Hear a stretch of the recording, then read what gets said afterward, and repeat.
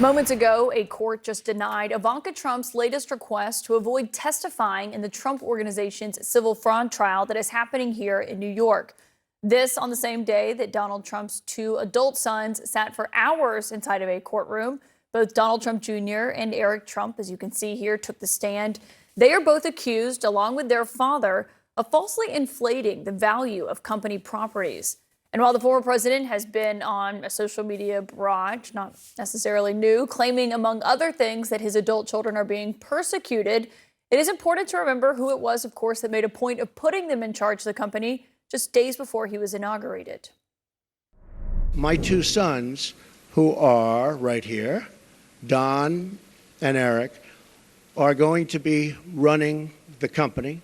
They are going to be running it in a very professional manner.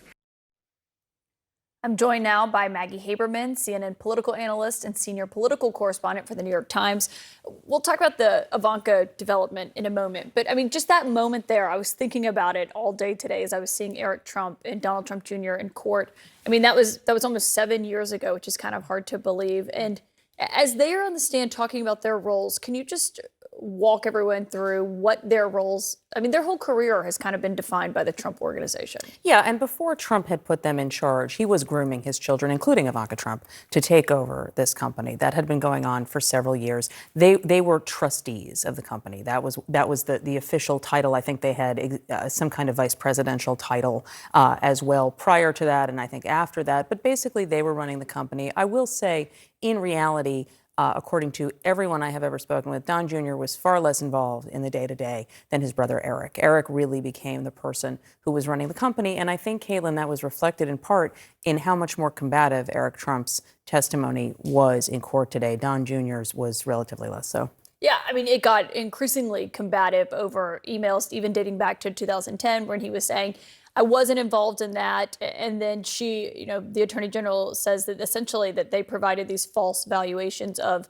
even the family's estate. I mean, she noted at one point that Donald Trump Jr. had personally certified the financial statements, but they were saying, well, I was just doing this. It was based on the valuations of others, not necessarily me. Right. And there was an effort to distance themselves from things that they signed or from decisions that were made. And we have seen that over and over. And that's also something we've seen Donald Trump do about his own company, something we saw him do in his presidency. I was acting on advice of whomever. I suspect you will see that in his upcoming trial on charges of trying to overturn the election results in 2020. Advice of counsel. It is often that, someone else was making these decisions. I don't think for the purpose of the outcome of this trial that any of this testimony matters significantly because the outcome is fairly predetermined. Judge Engoron has already issued a partial summary judgment, suggests that Trump Sr. is going to face some problems in trying to keep his company together. But in terms of just having to lay out the guts of their company, I think that this was uncomfortable for both sons. They both had some stumbles. At the end of the day, I don't think neither one had an earth-shattering moment on the stand.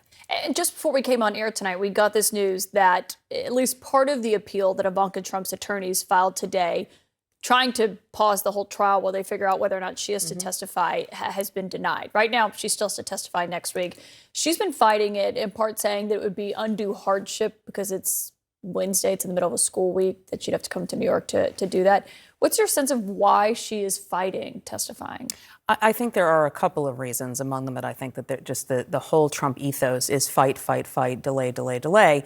Don't forget that Ivanka Trump's testimony before the House Select Committee that was investigating January 6th was played at a public hearing, I think more than one. It infuriated former President Trump. I think this creates the potential for some moments that would be, again, very uncomfortable for Ivanka Trump. Now, I think lots of parents of children, she has 3 children, I think lots of parents with 3 children still are forced to go to court and don't end up, in various cases, describe it as an undue hardship, especially somebody with the means that she has. But I think that it is not surprising to see her trying to delay. And your latest reporting, all of this fits into this bigger picture of, and I should know Donald Trump is also going to be on the stand, this bigger picture of a second Trump term and what that's going to look like. And I do think that's not something that's talked about enough because right now it's so clear that Trump is going to be the nominee. We don't know for sure, of course, anything could happen. But right now, if it was tomorrow, he would be. And the idea of him potentially having another term he would kind of just be unrestrained. What's your reporting on what that would look like? Yeah, I mean, so look, you are correct that the elections aren't over until they're over. But at the moment, he has an overwhelming lead in the national polling. And even in Iowa, he is well ahead. And in all the early states, he's well ahead. And so there is reason to look at what a second administration would look like. My colleagues, Jonathan Swan and Charlie Savage, and I have been trying to do just that. And we focused this week on a piece about efforts by two key Trump allies, Stephen Miller and Johnny McEntee. Stephen Miller, his policy advisor, I think probably very known to this audience. Johnny McEntee, less so. He took over the personnel office in 2020 with a mandate to purge the government of people who were seen as opposed to Trump or trying to stop his agenda.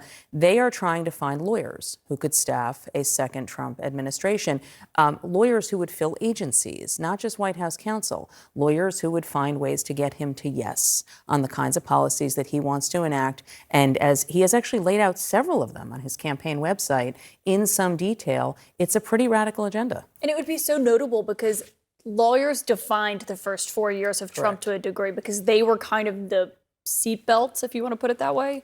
The guardrails phrase gets used a lot. Look, lawyers, very conservative lawyers, many of them.